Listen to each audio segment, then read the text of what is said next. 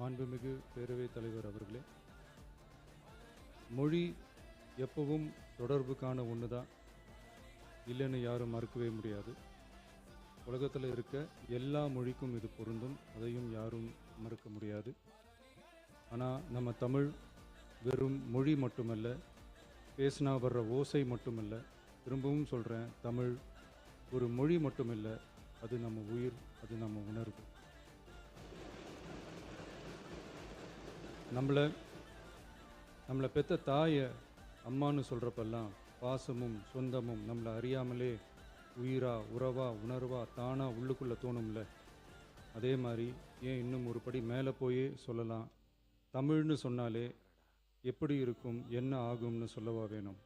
தாய் எப்படி ஒரு மிகப்பெரிய புனிதமோ அப்படிதாங்க தாய்மொழியும். அதுலேயும் நம்ம தாய்மொழி தமிழ்மொழி இப்படி சொல்கிறதே போதும், எல்லாருக்கும் நம்ம தாய்மொழி உணர்வை பற்றி புரியும்னு நினைக்கிறோம். நம்ம தாய் நமக்கு மிகப்பெரிய புனிதம்னா நம்ம எல்லாருக்குமான தமிழ் தாய் பற்றி சொல்லவா வேணும். தாயை போற்றுகிற, வாழ்த்துகிற தமிழ்நாட்டு மண் தமிழ்தாய் வாழ்த்து எப்படி விட்டுரும்? விடாது, விடவும் மாட்டோம்.